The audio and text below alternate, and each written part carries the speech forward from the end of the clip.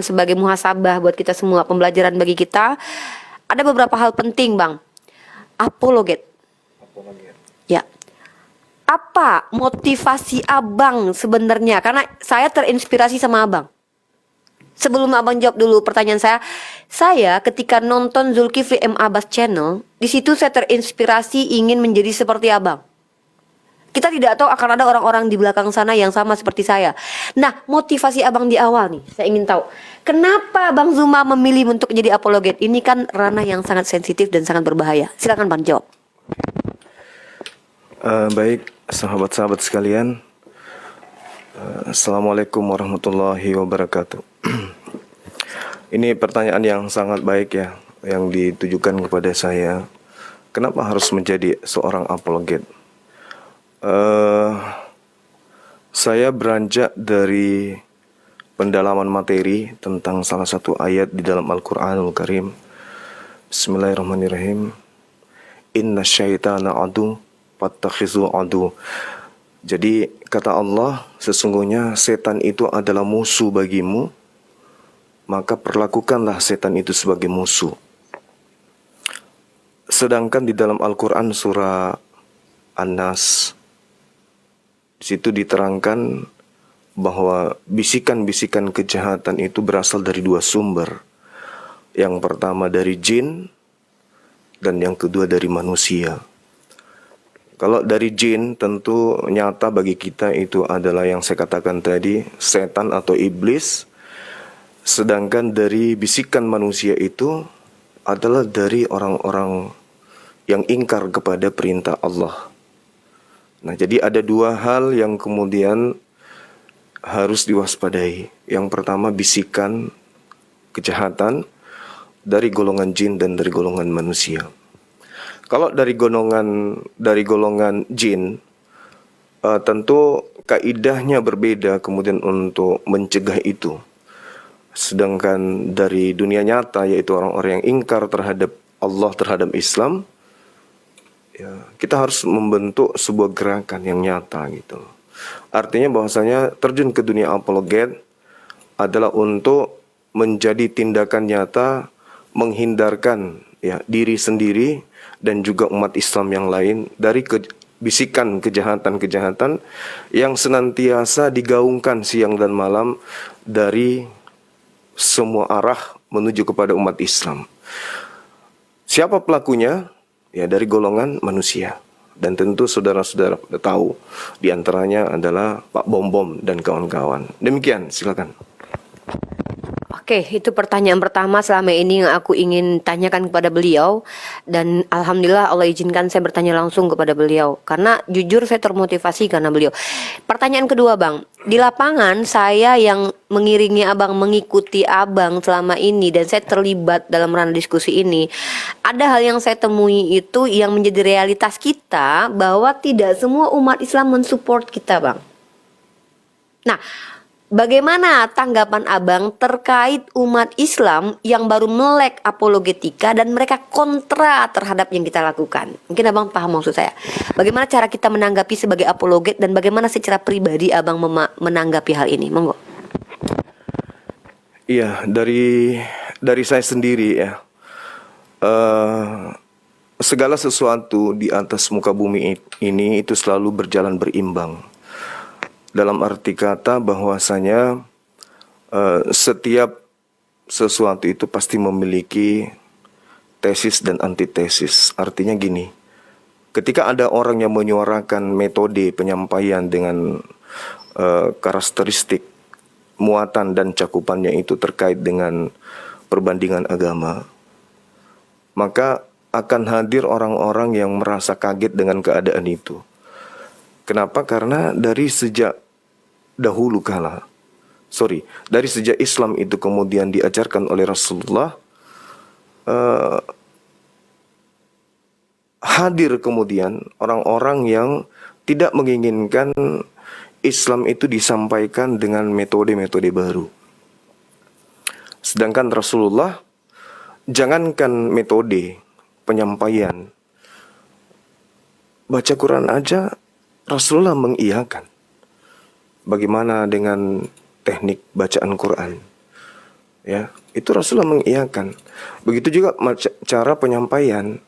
Jadi ketika kita kemudian hadir menyampaikan Islam itu dengan metode yang asing menurut teman-teman kita yang selama ini menikmati Islam dari penyampaian para ulama, para ustadz, tiba-tiba kita hadir dengan keadaan yang berbeda, ada beberapa aspek yang dihadirkan kemudian.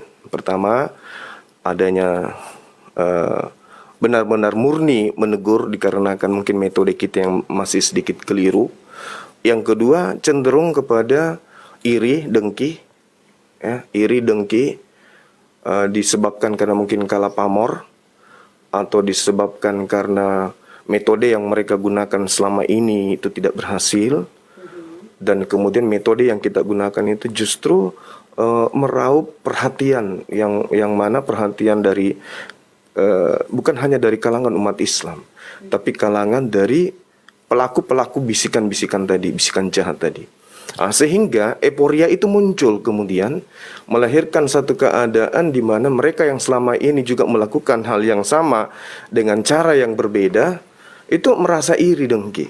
Jadi bagi saya, ya selama niatnya lurus, niatnya benar-benar ingin seperti yang tadi yang saya katakan, inna syaitan, ya, mencegah kemudian generasi Islam itu dari pengaruh-pengaruh bisikan-bisikan setan, maka selama itu juga saya tak peduli siapapun mereka dan apapun tujuan mereka.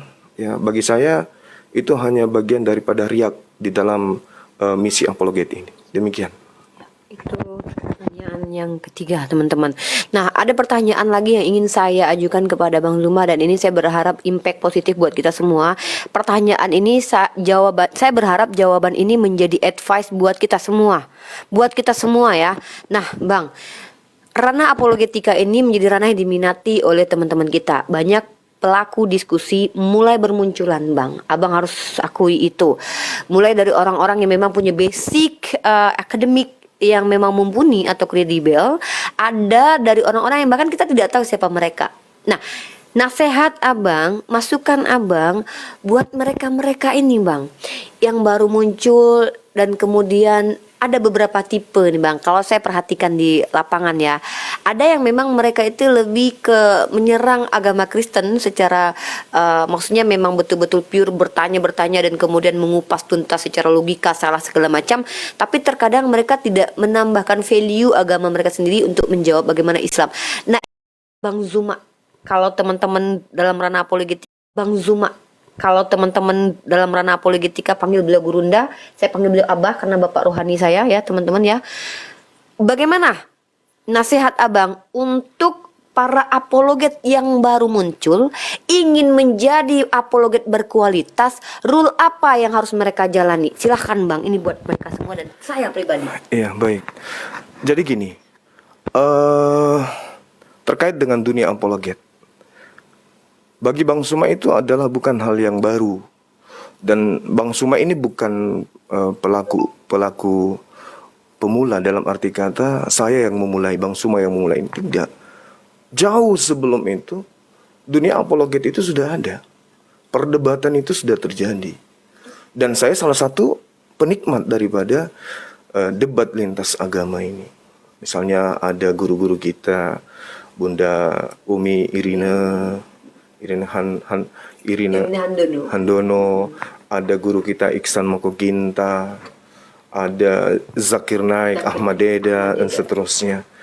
Saya kemudian merasa beliau ini adalah orang-orang yang memiliki potensi yang sangat luar biasa untuk menggaungkan Islam ini dengan metode yang berbeda.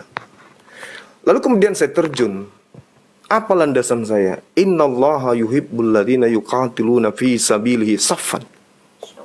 Itu Allah mencintai para pejuang yang tersusun dengan rapi di medan tempur, kokoh, kemudian persatuan itu laksana bangunan yang kokoh. Bukan malah justru kita hadir merusak bangunan yang ada. Allah mencintai perjuangan ketika perjuangan itu kita selaksa prajurit ya, di medan tempur, antara pasukan yang lain dengan pasukan yang satu saling membackup. Ini niatnya harus kayak gitu, bukan malah tampil menyiko, tidak. Sehingga Yang saya alami adalah ketika saya menjadi seorang murid dari para apologet, ya, meskipun mereka nggak langsung, saya nih nggak langsung bertemu mereka langsung ya. Murid rohani ya. Iya, murid rohani. Tapi paling tidak saya ngerti, ini medan tempur harus diciptakan. Jadi medan perang itu kita buat untuk kemudian kita bertempur. Yang aneh saat sekarang ini adalah ada yang membuat medan perang. Tiba-tiba muncul masuk di medan tempur, entah dari mana datangnya, mengaku sebagai kapten, mengaku sebagai jenderal lapangan. Nah, inilah yang kemudian tidak disadari oleh sahabat-sahabat. Padahal tidak kayak begitu. Al-Quran kan sudah menjelaskan, innallaha, sesungguhnya Allah yuhibbul ladhina yuqatiluna fi sabilihi saffan ka'annahum bunyanun marsus. Allah mencintai kemudian orang-orang yang berjuang di jalan Allah, mereka teratur, mereka tersusun dengan rapi, selaksa bangunan yang kokoh yang tidak bisa kemudian diruntuhkan oleh musuh. Ini mah tidak. Tiba-tiba muncul kemudian, kita ini lagi perang. Dalam strategi perang, terkadang cara kita menghindar dan cara kita menangkis serangan itu membuahkan satu gerakan tambahan yang orang yang tidak terjun dunia perang itu nggak ngerti itu loh. Tiba-tiba kita muncul sebagai penonton, sudah jadi penonton, menjadi kritikus, kemudian menjadi orang yang memiliki kemudian tujuan ingin mendapatkan ruang lebih daripada orang yang sudah berjuang. Bukan kayak gitu. Jadi saran saya, silakan ciptakan medan perang sendiri. Habis itu, setelah musuh besar ada di depan kita, mari kita bersatu untuk meruntuhkan musuh itu. Jangan justru yang berjuang di lapangan ini yang kemudian Anda serang dari belakang. Itu naif, itu naif. Ya, saya hanya mendoakan kepada teman-teman yang mudah-mudahan niatan yang ada ketika terjun di dunia seperti ini itu benar-benar murni, bukan mencari nama, bukan ingin dikenal, bukan ingin terkenal, bukan ingin disanjung, bukan ingin mendapatkan keuntungan pribadi, bukan mencari hidup, bukan mencari nafkah di dunia apologet. Jangan. Kenapa? Kalau itu tujuan saudara, tunggulah, Anda akan sakit. Anda akan sakit. Dan ya, itu dia. Kecewanya inilah yang akan melahirkan kesakitan. Ya, kembali merenung bahwa tujuan kita terjun ke dunia apologet ini murni ilallah, karena Allah, bukan karena tendensi apapun. Demikian. Insya Allah ini 2 pertanyaan terakhir nih, karena beliau sengaja memang saya tidak terlalu panjang lebar, diculik Bang Zuma, kita culik untuk ini benar-benar sesi wawancara eksklusif saya dengan beliau yang ingin saya teman-teman semua tahu mindsetnya Bang Zuma dalam ranah apologetika ini. Nah, kemudian setelah tadi beberapa hal beliau jelaskan pandangan beliau terkait dengan teman-teman yang mungkin baru dalam ranah apologetika, tips. Sekarang saya minta nih beliau berbagi tips dan trik untuk menjadi pribadi yang insya Allah bisa istiqomah, karena ini sulit banget Bang. Mental tidak drop, karena Bang tahu sendiri yang kita hadapi ini bukanlah entertainer Bang. Kita nggak menghibur orang. Kita ini adalah orang yang siap untuk dihujat, dimaki, dihina, difitnah, dan dijatuhkan karakternya. Gimana nih Bang Zuma? Bang Zuma termasuk orang yang sering sekali diserang secara ini psikis teman-teman ya, difitnah, diserang secara pribadi, baik dalam internal ataupun di eksternal. Saya minta Abang berikan edukasi buat kami. Ini buat saya khusus sebenarnya, karena Abang tahu saya paling rapuh, karena saya juga perempuan juga ya, walaupun saya mungkin terlihat berjakun gitu. Gimana tips triknya Bang menjadi seperti Abang ini, yang kalau saya sama Ustadz Alwan tuh bilang Abang itu bukan cuma konsisten tapi endurance. Maksudnya tuh bertahan, dan ketika terjatuh karena kerikil Abang langsung berdiri. Gimana caranya, tipsnya biar teman-teman juga ikuti hal yang sama? Iya, jadi pertanyaan ini jawabannya itu terkait dari jawaban-jawaban saya dari pertanyaan yang tadi. Cuman ada satu hal yang menarik teman-teman, utamanya apologet pria ya. Kalau Anda ingin eksis, yang pertama yang saya sarankan tadi, jangan pernah mengharapkan sesuatu yang lebih dari dunia apologet selain daripada pengorbanan. Lalu apa triknya kemudian kita bisa bertahan? Salah satunya nih, ini rahasia nih. Saudara harus memiliki sosok yang bisa membackup Anda secara finansial misalnya, atau secara kesehatan misalnya, atau secara suplai data misalnya, atau ada yang kemudian menyiapkan waktu untuk sharing dengan Anda misalnya di belakang layar. Guru berarti. Guru dari semua yang kita butuhkan sebagai apologet. Ya alhamdulillah saya buka-bukaan aja. Selama ini yang membackup saya ya. Jadi kalau memang susah kalau misalnya seorang Bang Zuma itu ingin disaingin. Iya. Susah. Kenapa? Di belakang saya itu banyak guru-guru saya. Para habib, ya, ulama, guru-guru apologet saya itu banyak tersebar di Indonesia ini, bahkan dari Malaysia juga ada.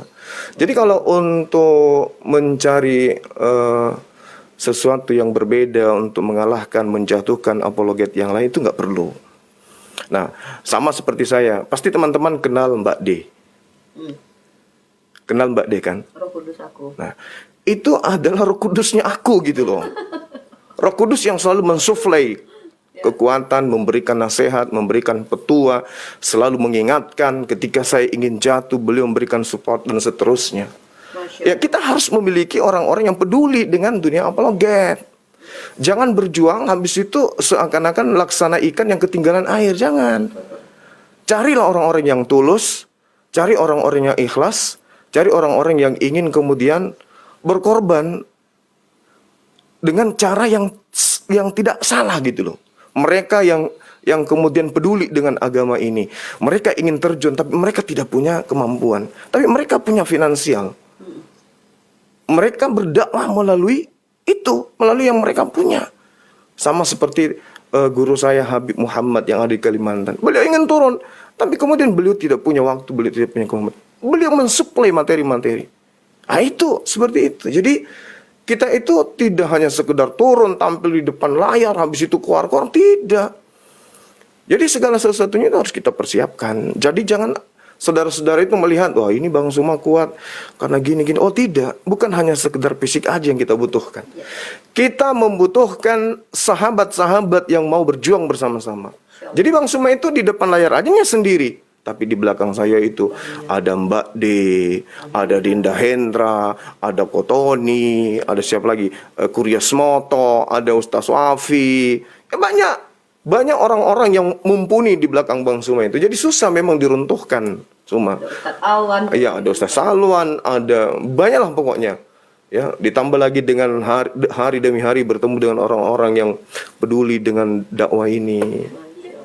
Ya, ada Kak Sarah, ada Ustaz Romi, semuanya ada. Jadi tidak bisa tampil sendiri, nggak bisa. Nah, kalau hal ini ingin dikalahkan misalnya, silakan aja ciptakan medan tempur masing-masing. Ketika musuh Anda itu berat, baru kontak kita. Kita bersatu kemudian untuk melumpuhkan musuh-musuh kita. Ingat, musuh sahabat-sahabat apologet Islam adalah musuh Bang Zuma juga. Musuh daripada Unirifa.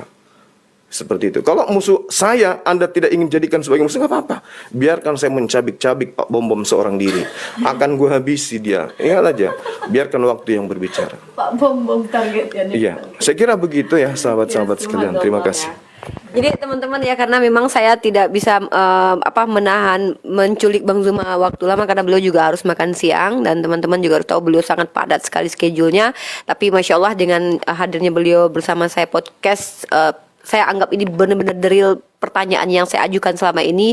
Dan ini terakhirnya, yang terakhir ini adalah keegoisan saya. Saya ingin beliau spesial khusus menasihati saya secara personal. Maksudnya apa nasihat beliau dari sebagai seorang abang, kakak, bapak rohani yang mungkin harus beliau sampaikan ke saya, yang selama ini mungkin beliau nggak maulah nyampein, takut Nerifa tersinggung, sakit hati. Saya pengen beliau belak-belakan di sini, dan ini kan saya pegang untuk pegangan the next move-nya saya, bergeraknya saya semakin kuat, dibentengi oleh orang-orang yang seperti disampaikan beliau tadi, bahwa kita punya Roh Kudus di belakang.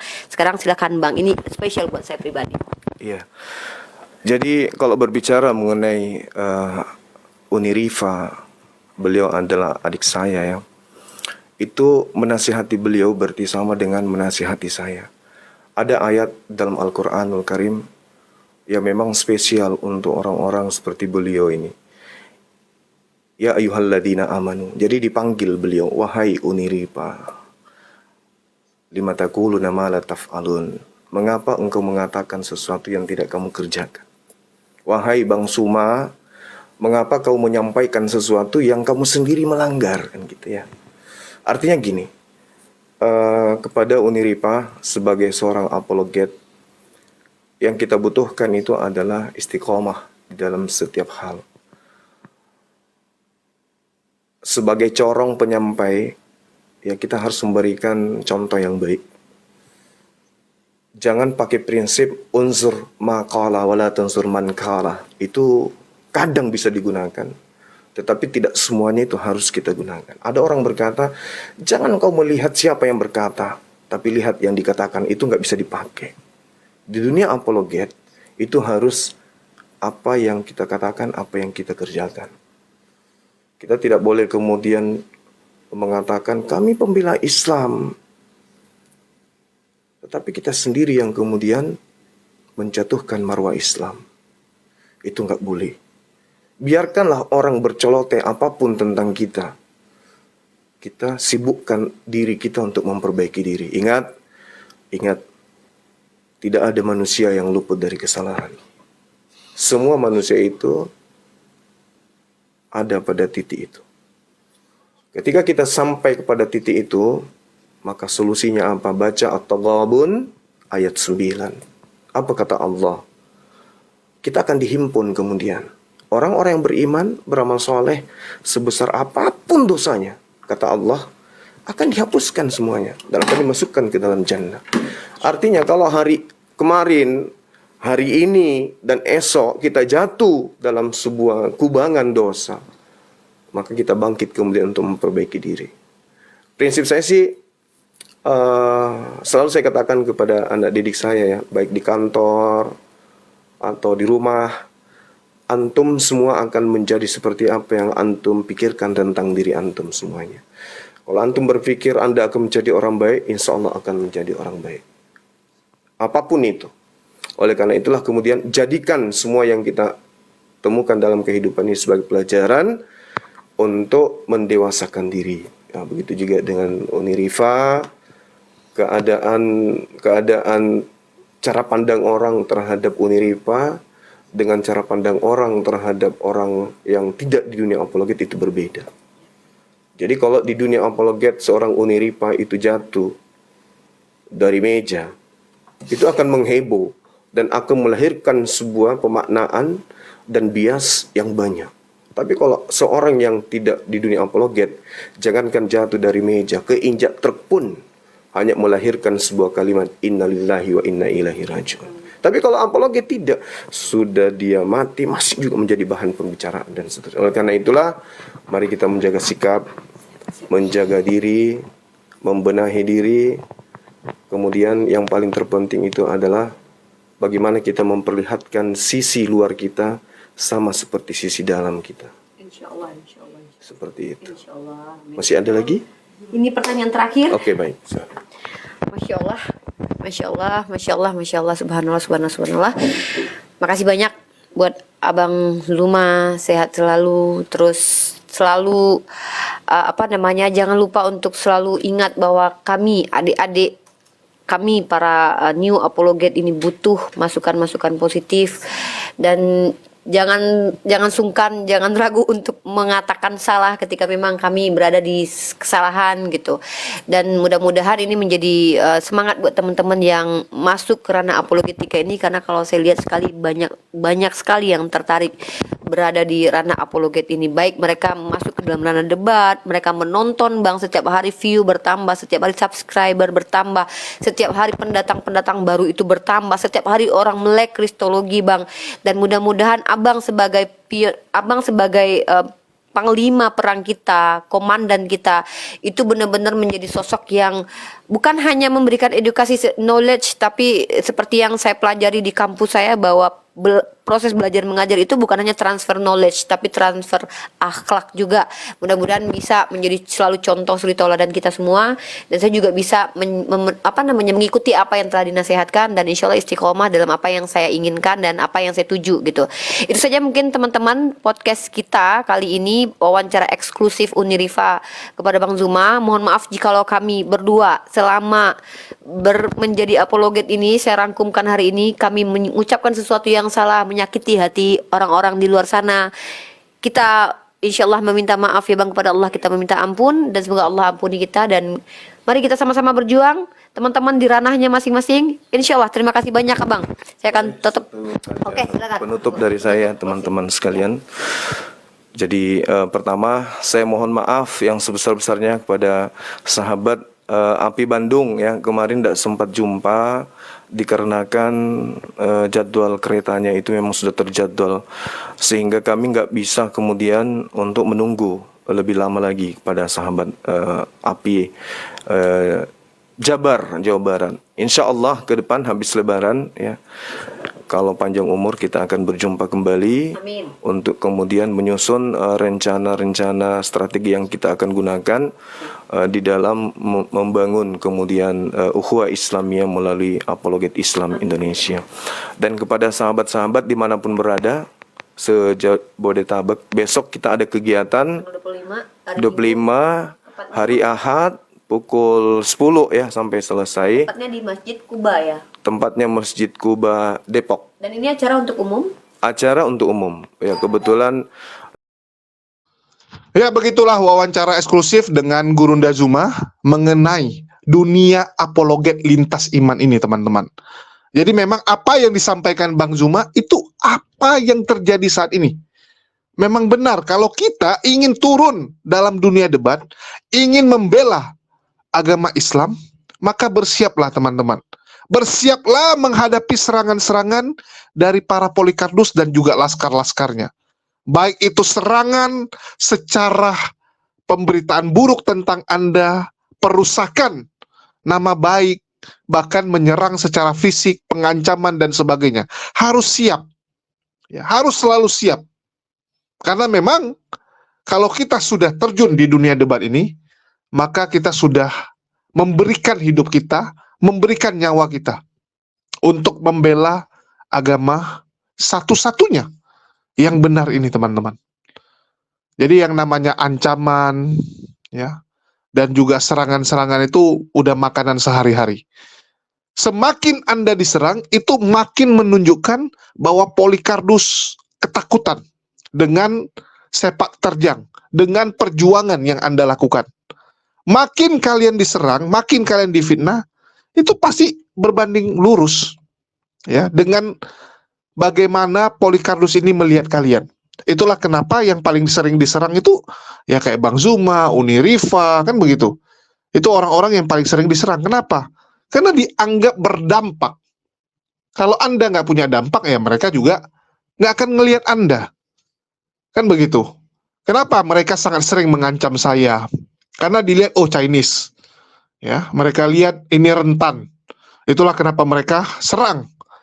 Ya, mereka buat segala cara supaya channel saya berhenti. Itu yang terjadi. Jadi ada beberapa yang teman-teman harus persiapkan ya. Yang pertama tentu saja siapkan mental. Ya, siapkan mental Anda kalau mau terjun. Yang kedua, pastikan Anda tidak tergantung. Ya, tidak tergantung dari YouTube ataupun gift dari orang. Karena kalau Anda tergantung dari gift ataupun YouTube, maka siap-siaplah kecewa. Siap-siaplah kecewa. Kita itu kalau terjun dunia debat ini, harus lillahi ta'ala. Bersiap. Harus memang semua itu demi Allah. Kalau Anda mencari makan di sini, salah. Ya. Jadi seperti Bang Zuma sampaikan, kalau ada orang terjun dunia debat untuk cari nafkah, salah. Anda akan menemukan kekecewaan. Sama seperti Polikardus. Begitu tidak dapat nafkah, aduh, token listrik saya sudah bunyi ya. Seperti Pak Bom Bom kan. Saya debat 12 jam sehari, tapi token listrik nggak bisa bayar. Wah, donat, nggak ada duit beli susu anak. Maka kalian akan seperti itu. Kalian akan menuntut dari netizen. Ini kan konyol. Anda siapa? Hidup-hidup Anda. Anda yang memilih berjuang di sini, kok Anda salahkan orang lain? Nggak bisa teman-teman ya menggantungkan harapan dari tempat seperti ini. Kecuali punya Roh Kudus. Ya. kecuali kalian punya Roh Kudus seperti yang disampaikan oleh Unirifa. Unirifa punya Mbak D, Bang Zuma juga punya Mbak D, ya. Ada Bang Hendra, ya, terus ada Pak Haji Tony. Nah, mereka banyak. Bang Zuma punya backup yang begitu luar biasa. Punya orang yang menyokong, baik itu dari data, dari keuangan, membantu perjuangan Bang Zuma. Begitu juga Unirifa, ya. Ada Bang Reza di belakang, ada Mbak D juga tentunya. Terus juga ada Ustaz Romi, ya. Unirifa tuh kalau mewek, wah banyak sekali yang bantu. Saya sampai bilang Uni ini adalah tukang mewek. Ya, Unirifa ini tukang mewek saya bilang. Jadi banyak orang-orang di belakangnya. Bang Handi, wah luar biasa kalau Bang Handi. Ya. Bang Handi itu banyak Roh Kudusnya juga yang membackup. Itulah kenapa mereka bisa totalitas. Bisa totalitas dalam perjuangan ini. Tetapi sekali lagi ya teman-teman, jangan jadikan itu patokan. Wah saya pengen berdebat supaya nanti saya seperti Bang Handi, seperti Unirifa, punya Roh Kudus ya, yang menolongnya, yang membackup secara keuangan. Nggak bisa teman-teman. Jangan jadikan itu patokan juga ya. Jadi memang punya Roh Kudus bagus gitu kan. Punya Roh Kudus yang membackup secara keuangan bagus. Tapi jangan jadikan patokan. Jangan jadikan patokan ya. Saya kurang setuju untuk hal ini, saya katakan.